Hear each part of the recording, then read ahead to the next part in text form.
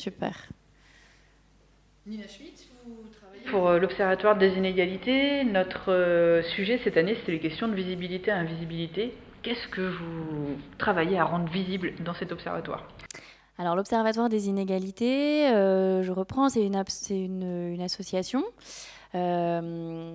qui traite, qui informe, qui diffuse des informations, des données et des analyses sur les inégalités dans toutes leurs dimensions, de revenus, d'accès à l'emploi, d'éducation, de logement, d'accès à la santé, etc. Entre catégories de personnes, donc les femmes, les hommes, les personnes âgées, les jeunes, les handicapés, les non-handicapés, les Français, les étrangers. Voilà, donc on a des grandes catégories de population qu'on croise avec des domaines. Et donc ça met effectivement en avant certaines inégalités, certains écarts. Par exemple, si on croise le domaine des femmes et des hommes et l'emploi, on a le taux d'accès à l'emploi des femmes, les écarts salariaux entre les femmes et les hommes.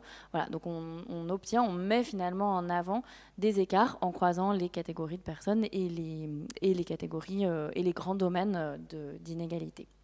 Alors, sur la question de ce qui est visible, ce qui n'est pas visible, c'est vrai que c'est des choix arbitraires de construire ces grands domaines, ces grandes catégories de population. On aurait pu en prendre d'autres. Clairement, on n'a rien sur l'accès au droit, par exemple. Voilà, donc on a peu de choses, alors que c'est en train de se développer aussi. Donc voilà, on a fait des choix complètement arbitraires, qui ne sont pas définitifs, mais qui fonctionnent comme ça depuis 15 ans, et puis qui mettent en avant certaines choses. Et donc on décide vraiment de mettre en avant des choses, et puis d'en créer d'autres, de créer d'autres. On a, par exemple, discuté d'un seuil de richesse qu'on pourrait opposer au seuil de pauvreté, notamment. Et puis, on trouve aussi que, en complémentarité de certaines inégalités mises sur le devant de la scène publique depuis quelques années, je pense par exemple aux inégalités entre les femmes et les hommes, aux inégalités entre territoires. Nous, ce qui nous intéresse, c'est vraiment aussi la question sociale à travers ces différentes inégalités. Mais quand on parle des inégalités entre les femmes et les hommes, on peut aussi se demander quelles sont les inégalités entre femmes selon leur catégorie sociale. On peut aussi, quand on parle d'inégalités territoriales, on peut aussi se demander ce que cachent ces territoires. Ce sont des populations, ce sont certains milieux sociaux, derrière certaines origines ethniques aussi. Il y a cette question du milieu social d'appartenance qui a un effet aussi clairement sur l'accès à l'emploi, l'accès aux loisirs, l'accès aux conditions de vie, de logement, de santé dignes de notre société. D'accord. Ce à quoi vous travaillez aussi, c'est de réfléchir à qu'est-ce qu'on peut faire contre ces inégalités. Vous avez d'ailleurs publié un Que faire contre les inégalités. Et à l'intérieur, il y a plusieurs personnes qui font des propositions sur la question éducative. Et donc qui montrent que c'est peut-être une des pistes à privilégier. Alors, on a effectivement publié il y a 2 ans un Que faire contre les inégalités qui permettait de rassembler des propositions avec lesquelles on n'est pas forcément toutes d'accord d'ailleurs, mais on trouvait que c'était important que ces chercheurs, ces experts des inégalités dans plusieurs domaines puissent être sollicités et puissent être reconnus aussi pour leur travail parfois de plusieurs années sur la question.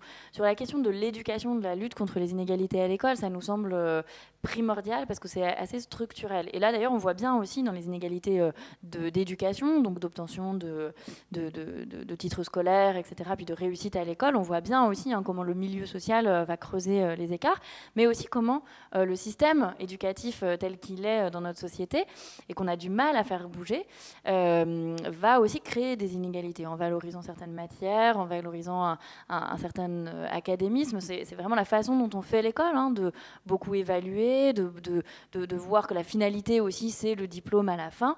Tout ça, ça va jouer sur le fait que certains vont être en difficulté et d'autres vont être beaucoup plus favorisés. Et c'est vrai qu'il y a une réticence à faire... Il n'y a pas de consensus, c'est-à-dire qu'il y a une reconnaissance depuis longtemps et par de nombreux chercheurs qui travaillent en sciences de l'éducation sur ces questions-là, des difficultés que peuvent rencontrer certains jeunes, notamment de milieux modestes à l'école.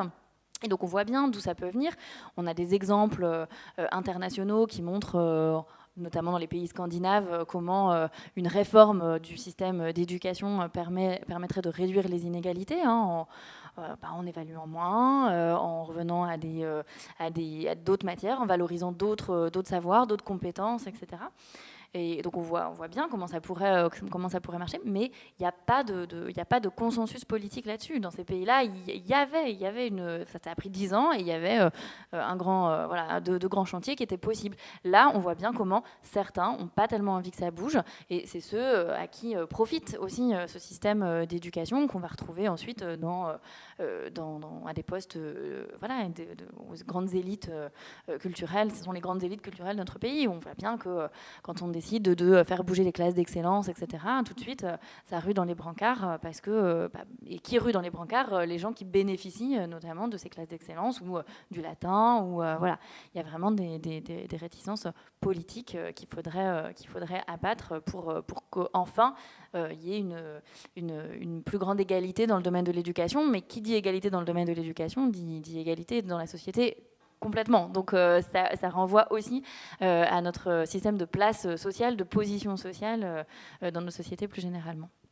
Très bien. Et enfin, vous nous disiez aussi que votre travail à vous, l'Observatoire, c'était peut-être de pouvoir nous donner des outils, ou en tout cas ces éléments-là pour pouvoir continuer ce travail, notamment d'éducation populaire, que les associations présentes aujourd'hui essaient de mener. L'Observatoire des inégalités dresse effectivement un constat, à une position d'observatoire, donne des clés de compréhension, des informations sous forme d'analyse ou sous forme de chiffres pour lutter contre les inégalités. On n'a pas, nous, un rôle d'association militante comme d'autres peuvent l'avoir, de lutte contre la pauvreté en accompagnant les personnes victimes de ces inégalités ou de ces discriminations. Donc c'est effectivement un rôle différent. On nous le rétorque régulièrement, qu'après le constat, qu'est-ce qu'on fait? Et ce qu'on répond, c'est que constater, dresser l'état de lieu, c'est déjà aussi une façon de mieux informer, c'est déjà aussi une façon de combattre. Et nous, on met à disposition, par un site gratuit notamment, et des formations régulières, tout un tas d'informations, de clés qui peuvent permettre après, dans son entourage privé, professionnel, de débattre de ces questions avec des mots plus simples que les grands concepts de chercheurs ou bien de la statistique, pour pouvoir effectivement agir. Donc c'est un support, si vous voulez, à l'action. C'est un premier pas à l'action. Et puis on a quand même aussi, il faut le dire, une action de regard, d'évaluation, de politique publique. On voit bien, au regard de ce que ça produit sur les inégalités ou sur l'égalité, toujours avec ce spectre-là, mais il y a vraiment cette idée d'observer l'effet de mesures qui ont été prises. Et on le voit assez bien, avec un peu de retard, parce qu'on est dépendant de la statistique à chaque fois, mais on voit bien quelle politique peut avoir un effet quelle politique d'emploi peut avoir un effet sur les statistiques, etc. Donc on peut pas complètement ne pas être dans l'action, mais on est davantage dans le constat et dans l'évaluation. Après, moi, je fais aussi un travail à destination des jeunes, où là, pour le coup, je laisse la parole aux jeunes sous forme de création visuelle, sous forme d'un concours de création visuelle, pour les laisser s'exprimer sur cette question-là. J'interviens dans les établissements, auprès de jeunes, dans les associations, etc. Donc ça, c'est un peu plus un chantier actif finalement que la publication de données sur notre site internet. Et c'est tout aussi important, et c'est vraiment un projet qui est en train de se développer au sein de l'Observatoire.